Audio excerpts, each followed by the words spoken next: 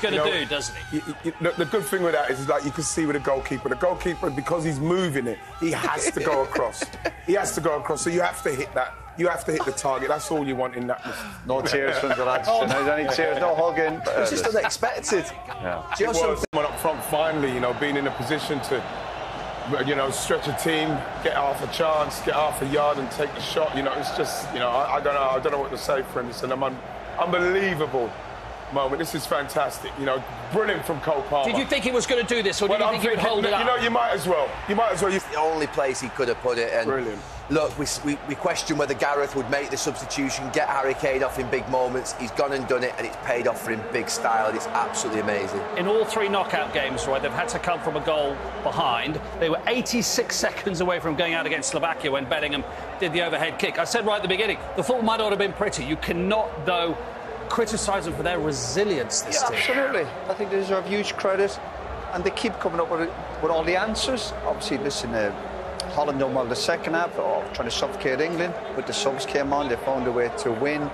They've had plenty of luck, through the tournament, even the penalty today. But again, they've obviously got big personalities there, a desire to keep going, lay it on in the game again, and this is well deserved.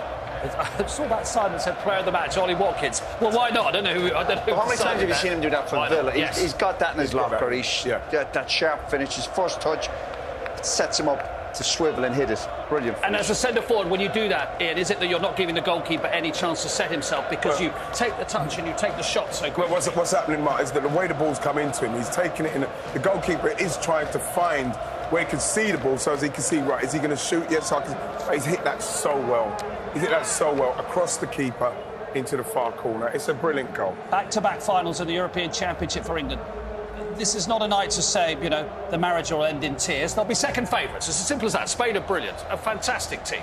But to reach successive finals, Gary, put that into context. Mark, honestly, incredible. Absolutely incredible. This group of players, the manager, they've not been at the best during this tournament at times, but wow, for them to stay in the game, get over the line. Over the years, England's been called naive. We've played well and lost. This team do whatever it takes, and they are getting better. Tonight, in the second half, they had a stubborn resistance from Holland, and it made it difficult for them. But to get over the line in the end in the way in which they have, it's been absolutely amazing the way in which they've done it, and it's what England teams haven't been able to do in the past. Can I ask you something? Do you think anybody's bothered about how they got there, or the performance of the second half, where it was tough going, obviously, and they had to roll their sleeves up, players off the bench?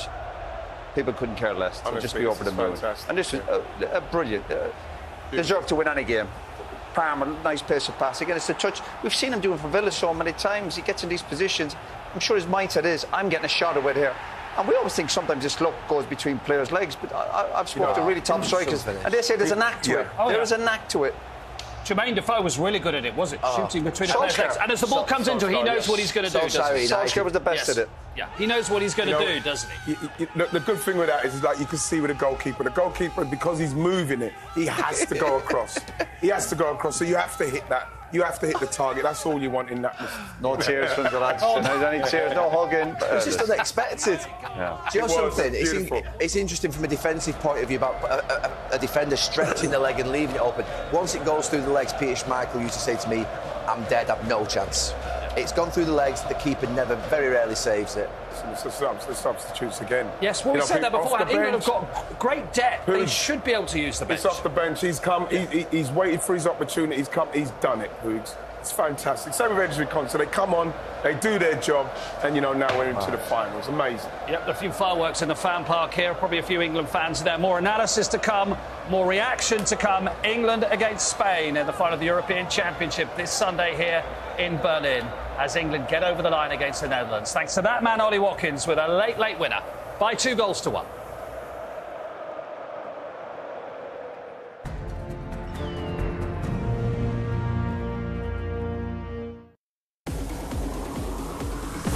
This UEFA Euro 2024 programme is sponsored by...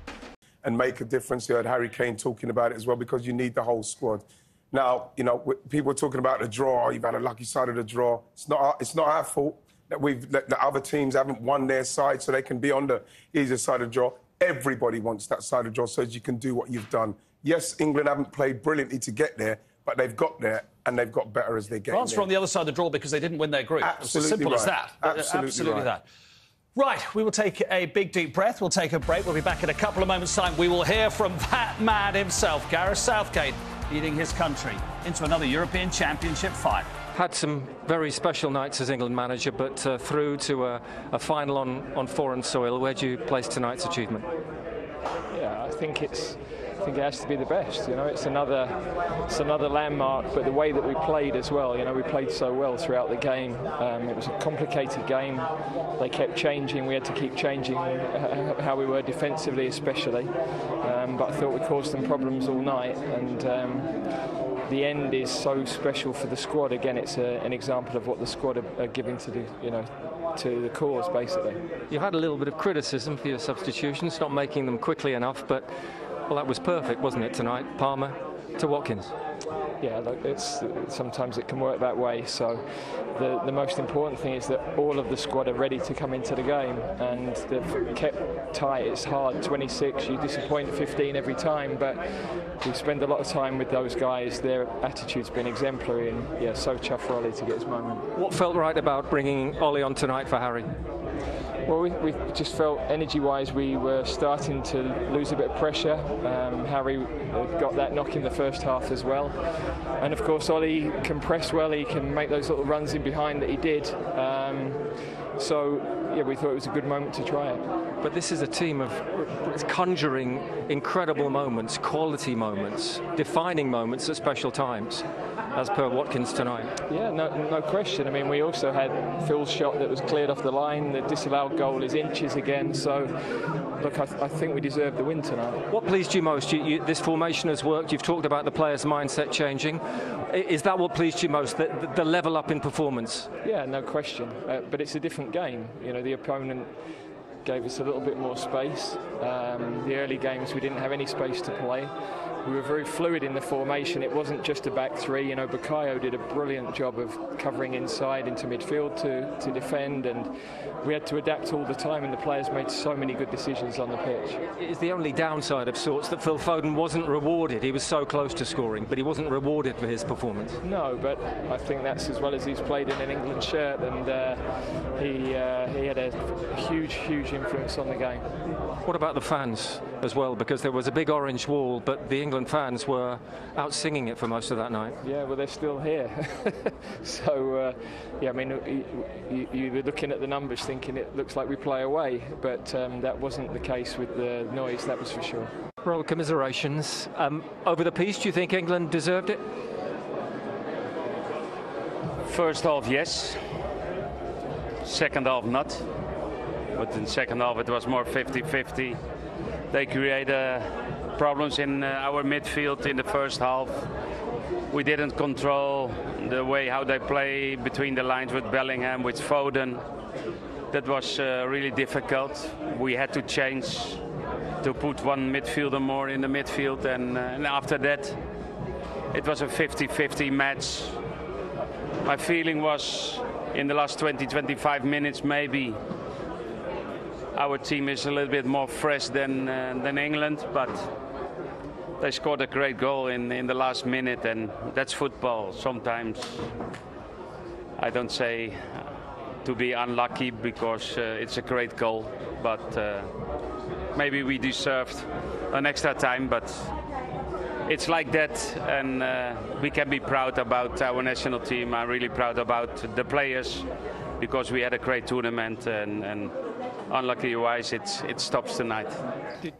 Very magnanimous. I have to say, I got a text from my son which said, Karma for Koeman from 1993 in Rotterdam with a penalty this evening. Did England get a bit lucky with the penalty? Yeah, I don't think it was a penalty, not in my eyes, no. But we go back to it. You need a little bit of luck in this game. I see Riley's point sometimes when you talk, if that was outside the box, anywhere else in the pitch, you think it's obviously going to be a free kick. But when it's a big decision, I've always liked the physicality of football.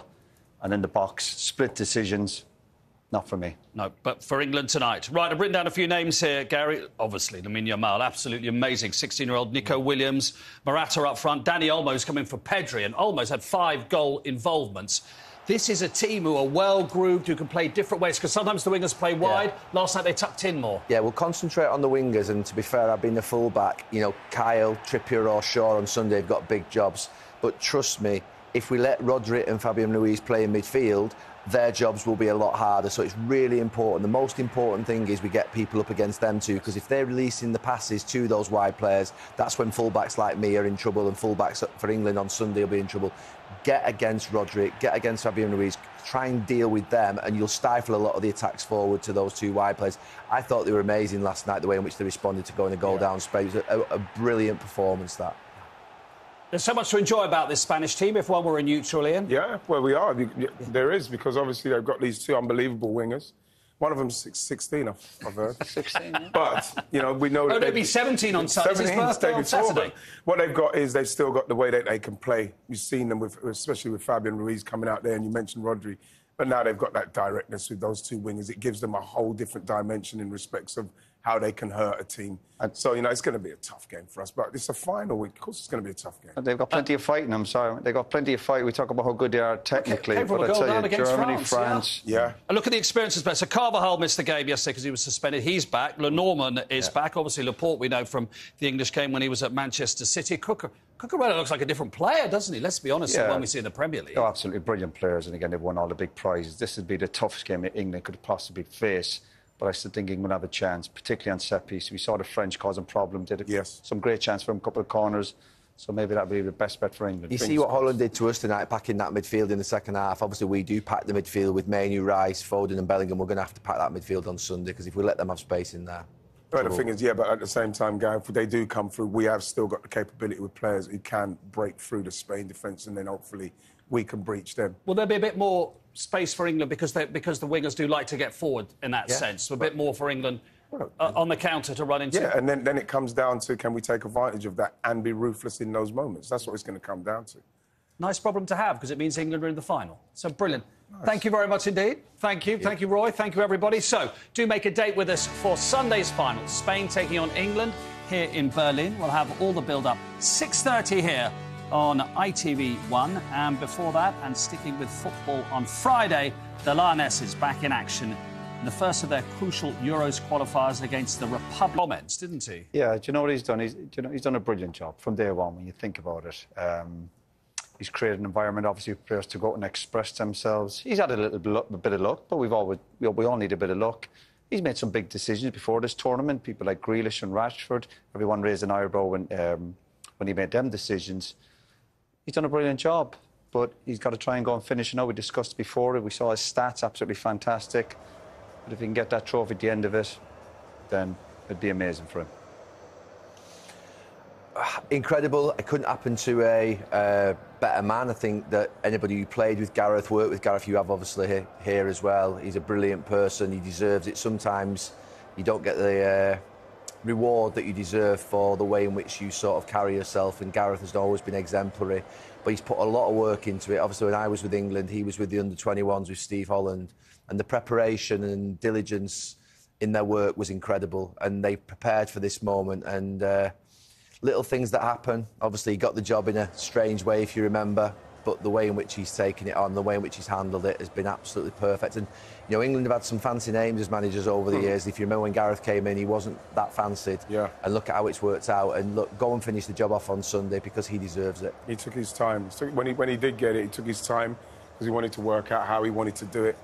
And I'm just pleased that whatever happens in the final on Sunday, he gets the opportunity to take it easy, or take it easier.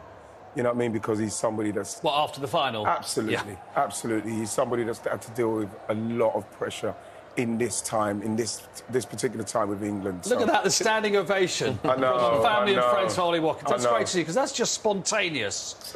That's just a spontaneous outpouring of affection. We talk about the sacrifices players make, and it is a reminder. Your families make huge sacrifices, obviously, as well, and the demands on a football player, whether it be travelling. I know the high-class problems, but there's still pressure on family there. They'd have been watching tonight. Yeah. They would have been so nervous. So when you get over the line, it's just, as you see, do you know what? It's like relief more than anything else. Absolutely. Right, we're going to one more part this evening, and in the final part, we will look ahead to the final.